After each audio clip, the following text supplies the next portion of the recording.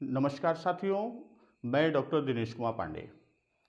साथियों, गणित विषय के अंतर्गत आज जिस टॉपिक पर हम लोग बात करेंगे वह हमारा टॉपिक है घातांक। तो घातांक है क्या और घातांक के नियम को हम इस वीडियो में सीखेंगे कि घातांक के नियम कितने हैं, वह किस प्रकार कार्य करते हैं और घातांक हम किसे कहते हैं।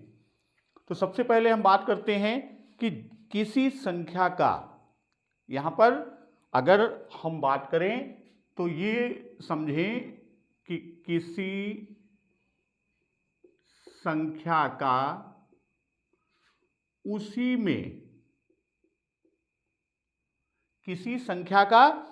में जितनी बार गुणा करते हैं, किसी संख्या का उसी में जितनी बार गुणा करते हैं, जितनी बार गुणा करते हैं। जैसे अब यहां हम एक एग्जाम्पल लें कि कोई संख्या है, मान लीजिए हम 3 की बात करते हैं। 3 का गुणा उसी में हम क्या करते हैं, 3 का गुणा हमने 4 बार किया। किसी संख्या का उसी में जितनी बार गुणा करते हैं, अर्थात उदाहरण के तौर पर कि 3 संख्या, किसी संख्या को हमने 3 लिया, एक संख्या 3 है, उसका हमने कितनी बार गुणा किया, उसका गुणा हमने 4 बार किया, तो उसे उस संख्या की घात कहते हैं। जितनी बार गुणा करते हैं तो उसे का आशय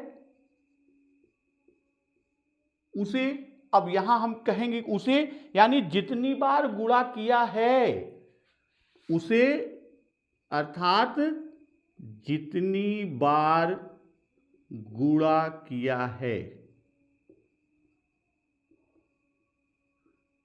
जितनी बार हमने गुणा किया है उसे हम क्या कहते हैं, उस संख्या की घात कहते हैं। उसे उस संख्या की घात, उस संख्या की घात, या अंग्रेजी में हम कहें तो उसी को हम पावर या इंडिसेस कहते हैं। और जिस संख्या का हम गुणा करते हैं, और जिस संख्या का हम गुणा करते हैं उस संख्या को आधार कहते हैं। और जिस संख्या का गुणा करते हैं और जिस संख्या का गुणा करते हैं उसे आधार कहते हैं। उसे क्या कहते हैं, उसे आधार या बेस कहते हैं। अब यहां उदाहरण में हमने, जैसे यहां पर 3 का गुणा कितनी बार किया, 3 का गुणा हमने कितनी बार किया, 3 का गुणा हमने 4 बार किया। तो अब इसको घातांक के रूप में हमको लिखना होगा, तो यहां पर हम क्या लिखेंगे, 3 की घात 4। तो अब यहां जो हमने 3 की घात 4 लिखा है, तो इसमें जितनी बार हमने गुणा किया 4 बार, यानी इस 4 को ही हम क्या कहते हैं, इस 4 को पावर या घात। और 3 क्या है, 3 आधार है, यानी जिस संख्या का हम गुणा करते हैं वह तो आधार, या इसी को हम क्या कहेंगे, आधार कहें या बेस कहते हैं। और जितनी बार हमने उस संख्या को गुणा किया, जैसे यहां 4 बार किया, तो यह क्या होगा, यह संख्या हमारी पावर यानी 4 घात या पावर कही जाती है। तो यहां अब हम ये तो संख्या की बात किया, अगर किसी अचर राशि को हम n बार गुणा करते हैं, यदि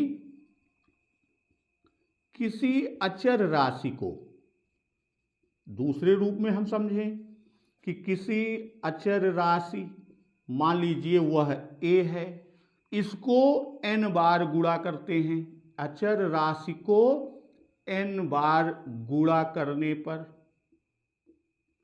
अचर राशि a को n बार गुणा करने पर, अब जैसे a गुणे a गुणे a गुणे a गुणे डॉट डॉट डॉट कितनी बार, हमने n बार गुणा किया। तो अब अगर यह संख्या, जिसका परिभाषा से हम देखते हैं कि किसी संख्या का उसी संख्या में जितनी बार गुणा करते हैं तो उसे, यानी जितनी बार गुणा किया है उस संख्या की घात या पावर या इंडिसेस कहते हैं, और जिस संख्या का गुणा करते हैं उसे आधार कहते हैं।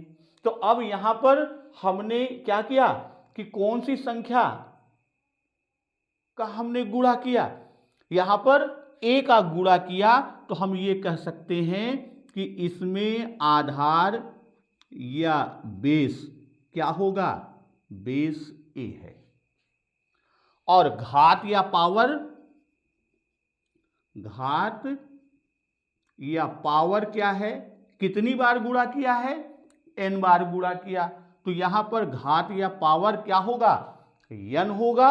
और इसको, ये जो हमने गुणा किया है, इसी का हम क्या करेंगे, इसका जब हम घातांकीय रूप, इसका घातांकीय रूप लिखेंगे तो वह क्या होगा, a की पावर n या a की घात n हम कहेंगे।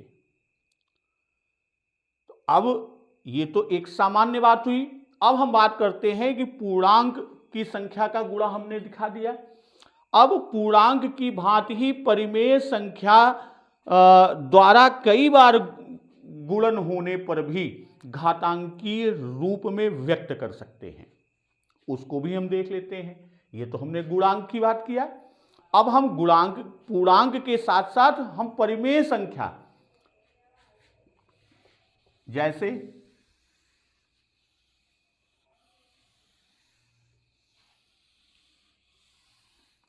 तो यहां घातांक के पहले हम मुख्य कॉन्सेप्ट को समझ लेते हैं और उसके बाद फिर हम घातांकीय नियमों पर भी आएंगे। तो यहां हम कहते हैं कि पूर्णांकों की भांति ही, जैसे पूर्णांकों की भांति ही हम किसकी बात कर रहे हैं, परिमेय संख्या। पूर्णांकों की भांति ही हम किसकी बात करने चल रहे हैं, परिमेय संख्या, यानी परिमेय संख्याओं का कई बार गुणन, परिमेय संख्याओं का कई बार गुणन करने पर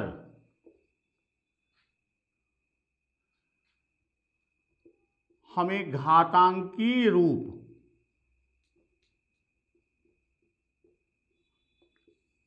परिमेय संख्याओं का कई बार गुणा करने पर घातांकीय रूप में हम व्यक्त कर सकते हैं। तो कैसे व्यक्त कर सकते हैं, अब जैसे इसका उदाहरण लेते हैं। मान लीजिए हमने लिया 2/3 गुणे 2/3 गुणे 2/3 गुणे 2/3 गुणे 2/3 गुणे 2/3। तो अब यहां पर कितनी बार हमने गुणा किया, 1 2 3 4 5 6 बार हमने गुणा किया। किसका गुणा किया, 2/3 का गुणा किया। तो यहां पर आधार, यहां पर क्या होगा, यहां पर जिस संख्या का गुणा किया, आधार तो वही है ना, जिस संख्या का गुणा किया, तो आधार क्या होगा, यहां पर आधार होगा 2/3। जितनी बार गुणा किया वह क्या होगा, वह हमारा घात या पावर। तो अब हम बात करते हैं पावर या घात की। तो यहां पर घात कितनी बार आएगा, 1 2 3 4 5 6 बार हमने गुणा किया, तो घात हमारी क्या होगी, घात हमारी 6 होगी। अब इसका घातांकीय रूप, इसका हम क्या करेंगे, इसका हम घातांकीय रूप लिखेंगे। घातांकीय रूप वह क्या होगा, वह होगा 2/3 की घात 6। क्योंकि घात या पावर हमारी क्या है, 6 है, आधार 2/3 है, तो आधार पर हम घात लगा देते हैं तो वह हमारा क्या हो जाता है, वह हमारा घातांकीय रूप बन जाता है। इसी तरह से जैसे ये है, हम इसी तरह की बात करें तो अगर हम ये कहें कि ऋण 3/7 गुणे ऋण 3/7 को हम गुणा कर रहे हैं, गुणे ऋण 3/7 गुणे ऋण 3/7 कितनी बार हमने गुणा किया, यहां पर 1 2 3 4 बार गुणा किया। तो इसको भी हम घातांकीय रूप में, तो यहां पर आधार क्या होगा, यहां पर आधार हमारा होगा ऋण 3/7 और इसका पावर या घात कितनी होगी, जितनी बार हमने गुणा किया। तो कितनी बार गुणा किया, 1 2 3 4 बार गुणा किया, तो इसका पावर या घात कितना होगा, 4 होगा। और इसका घातांकीय रूप क्या होगा, इसका घातांकीय रूप ऋण 3/7 पूरे की पावर 4। तो इस तरह अब यहां पर घात पावर 4 हुई, क्यों, जितनी बार हमने गुणा किया। आधार क्या होगा, जिस संख्या अर्थात ऋण 3/7 का हम कई बार गुणा कर रहे हैं, तो वह ऋण 3/7 हमारा क्या बनेगा, वह ऋण 3/7 हमारा आधार बनेगा।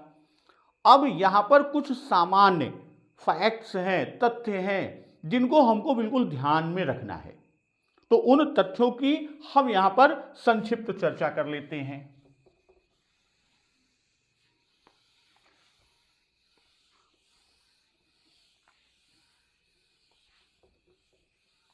जैसे कि n के, अब यहां मान लीजिए कोई n क्या है, n हमारा पावर है।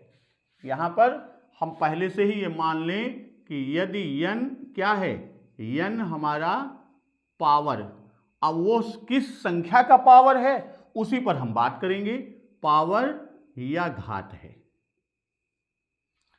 तो अब यहां पर कि n के कोई प्राकृतिक संख्या होने पर, यहां पहला बिंदु कि n के कोई प्राकृतिक बिंदु होने पर, n के कोई प्राकृतिक बिंदु होने पर अगर आधार धन पूर्णांक है, अब यहां पे ये ध्यान दीजिए कि आधार क्या है, आधार धन पूर्णांक है और उसकी घात n, क्योंकि n को पावर पहले ही माना है। तो यदि n के कोई प्राकृतिक संख्या होने पर, n क्या है, प्राकृतिक संख्या है, तो इसका जो मान होगा वह क्या होगा, वह धन पूर्णांक होगा।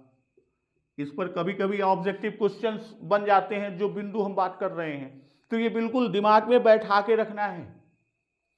फिर दूसरी चीज, n के सम प्राकृतिक संख्या होने पर, n के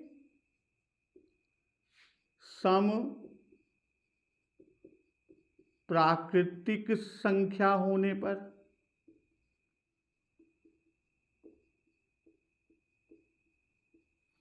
अगर आधार हमारा ऋण पूर्णांक है, आधार क्या है, आधार हमारा ऋण पूर्णांक है, तो n क्या है, n हमारा सम प्राकृतिक संख्या है, 2 4 6 8 10 इस तरह से। तो यह इसका भी मान क्या होगा, इसका भी मान धन पूर्णांक होगा। इसका भी मान क्या होगा, इसका भी मान धन पूर्णांक होगा। फिर तीसरी बिंदु कि n के विषम प्राकृतिक संख्या होने पर, ये तो सम था। अब हम बात करते हैं कि n के विषम प्राकृतिक संख्या होने पर, n के विषम प्राकृतिक संख्या होने पर और आधार क्या है, ऋण पूर्णांक है। आधार क्या है, आधार ऋण पूर्णांक है। और n क्या है, उसकी घात, n क्या है, विषम प्राकृतिक संख्या है। अगर यह विषम प्राकृतिक संख्या यानी 1, 3, 5, 7, 9, 11, 13 ये विषम प्राकृतिक संख्याएं हैं, तो विषम प्राकृतिक संख्याओं के होने पर इसका मान जो होगा वह क्या होगा, वह ऋण पूर्णांक होगा। तीसरा बिंदु। अब हम चौथे बिंदु की बात करते हैं। n के सम प्राकृतिक संख्या होने पर, किसके, n के सम प्राकृतिक संख्या होने पर, n के सम प्राकृतिक संख्या होने पर अगर आधार ऋण 1 है, आधार ऋण 1 है और उसकी घात n सम प्राकृतिक संख्या है, तो उस स्थिति में, तो ऐसी स्थिति में इसका मान क्या होगा, इसका मान 1 होगा, यानी धन 1। और अगली कंडीशन जो है कि n के विषम प्राकृतिक संख्या होने पर, n के विषम प्राकृतिक संख्या होने पर आधार यदि ऋण 1 है और उसकी घात n जो है, n क्या है, n विषम प्राकृतिक संख्या है, तो इसका मान क्या होगा, इसका मान ऋण 1 होगा। ये तो हमने सामान्य चर्चा किया घातांक से संबंधित कि घातांक है क्या।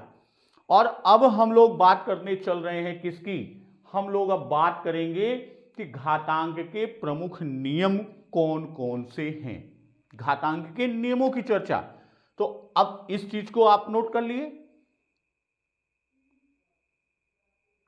इसको बिल्कुल नोट कर लीजिए, दिमाग में बैठा लीजिए, क्योंकि इस पर भी आपके ऑब्जेक्टिव क्वेश्चंस मिलते हैं। चलिए अब हम बात किसकी करेंगे, घातांक के नियमों की।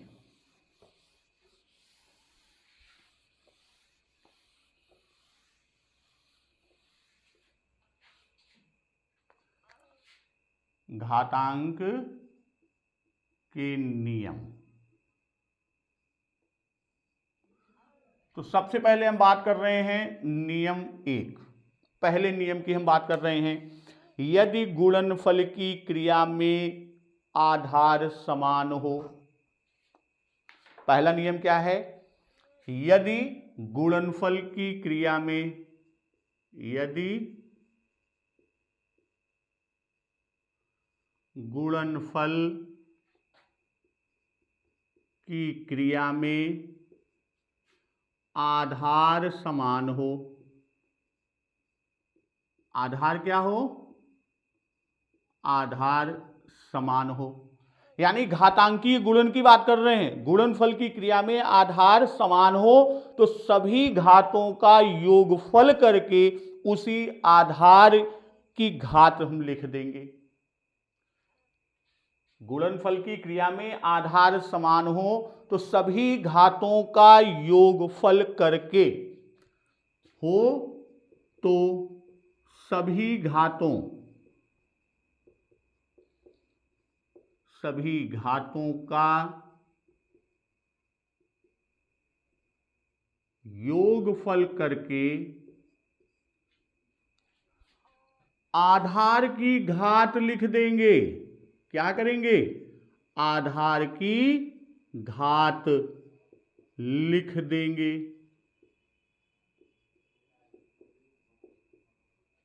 अब इसको हम समझें कैसे, अब जैसे हम ये कहें कि ए, आधार हमारा ए है,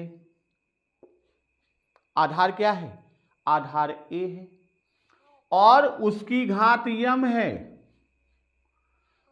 फिर इसमें गुणा होगा आधार, वही चूंकि कह रहा है कि यदि गुणनफल की क्रिया में आधार समान हो, यहां पर a आधार, यहां पर भी आधार, लेकिन इसकी घात n है, तो हम क्या करेंगे, सभी घातों का योगफल करके, यानी यहां पर हमने 2 लिया कि m और n आधार समान a है, तो इनकी घातों का योग करके और क्या करेंगे, आधार की घात लिख देंगे। आधार क्या है, आधार a है और उसकी घात m धन n, उसका योगफल करके a की घात यानी आधार की घात हम लिख देंगे। इसको जरा सा और सरल रूप में समझें।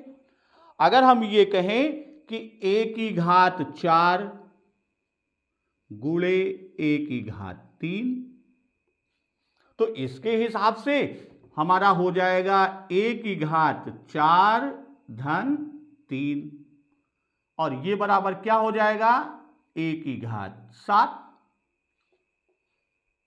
अब इसको दूसरे रूप में और हम समझ लेते हैं कि जैसे a की घात 4 है गुणे a की घात 3 है, a की घात 4 और a की घात 3 है, हम इसको सरल कर दें, और ये हम जानते हैं कि a की घात 4 का मतलब क्या है, a का 4 बार गुणा, और यहां पर a का 3 बार गुणा, तो हम कर लेते हैं a का 4 बार गुणा, a गुणे a गुणे a गुणे a, 4 बार हमने गुणा कर दिया, ये पहले का।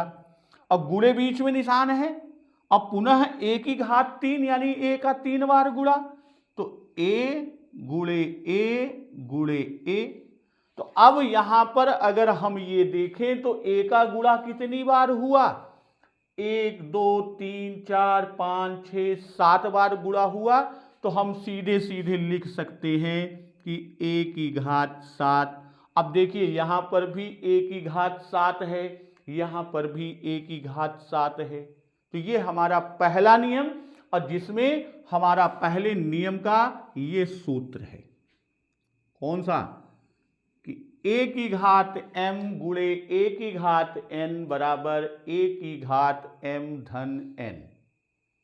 यानी इसको इस तरह से समझें कि यदि गुणनफल की क्रिया में आधार समान हो, आधार हमारा समान है, तो सभी घातों का योगफल करके हम आधार की घात लिख देते हैं। तो यहां m और n घात है, तो हमने उसका योग कर दिया, और उसका योग करके हमने क्या किया, उसका योग करके हमने आधार की घात बना दिया, यानी a की घात m धन n। अब हम दूसरे नियम की बात करते हैं, ये तो हमारा पहला नियम हुआ। अब दूसरे नियम की बात करते हैं।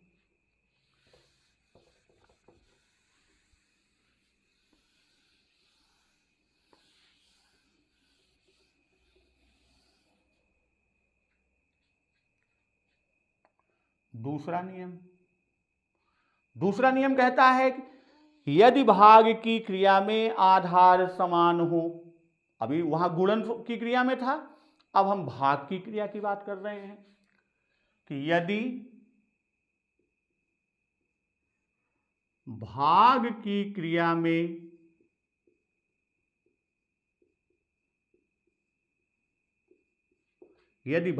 क्रिया में क्या हो, आधार समान हो,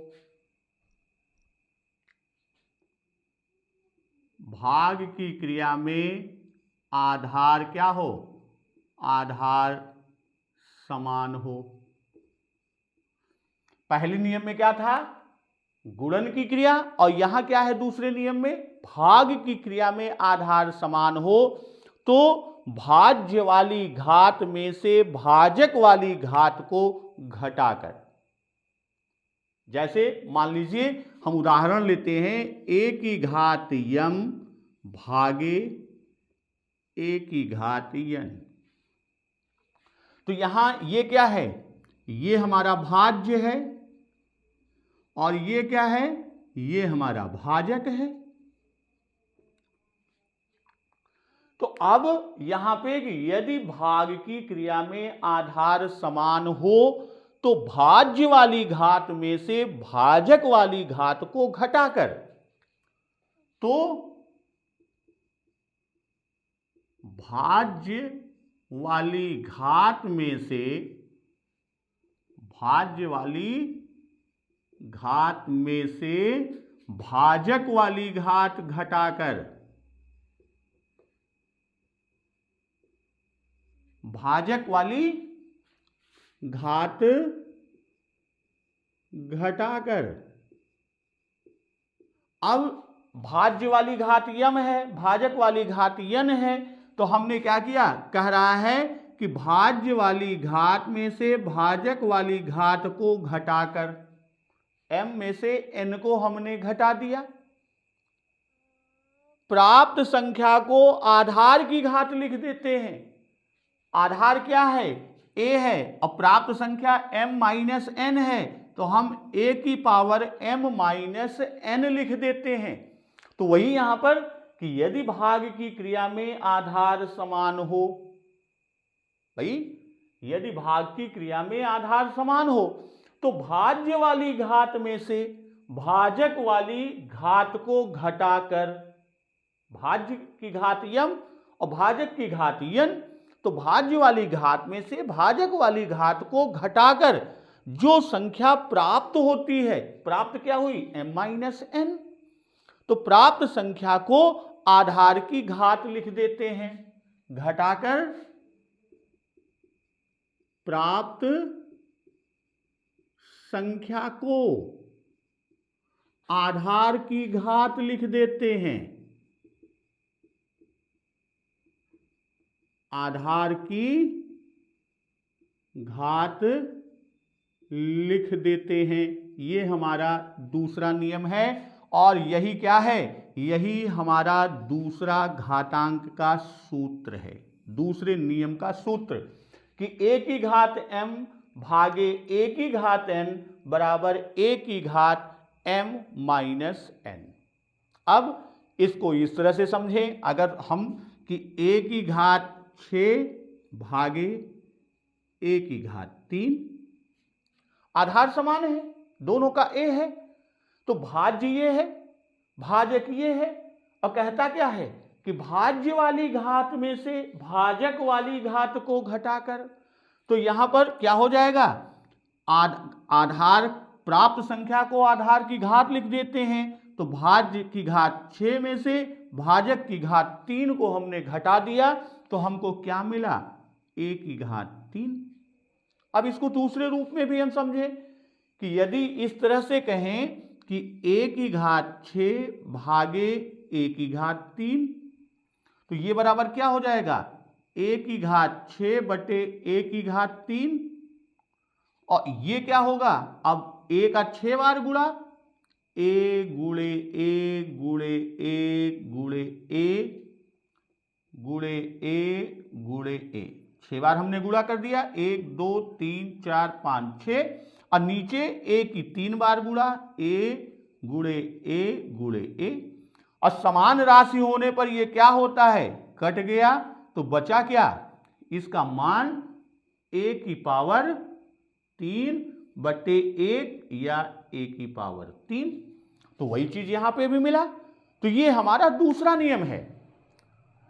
तो दोस्तों आज हम लोगों ने घातांक क्या है, घातांक के कुछ सामान्य तथ्यों के बारे में जानकारी किया, और घातांक के नियमों में 2 नियम की बात हमने की, और घातांक के जो बाकी आपके 6 या 7 और नियम हैं और उनके अनुप्रयोग कैसे होंगे उसको हम लोग अगले पार्ट यानी इसके बाद दूसरी वीडियो में हम लोग उस पर चर्चा करेंगे। तो मन लगाकर पढ़ते रहिए, लक्ष्य को बिल्कुल अपने पिन पॉइंट पर रखिए और उसी तरह से अपनी तैयारी में लगे रहिए। बाकी मैं आपके साथ तो पुनः अगली वीडियो में घातांक के आगे के नियमों की चर्चा करेंगे। तब तक नमस्कार, वंदे मातरम।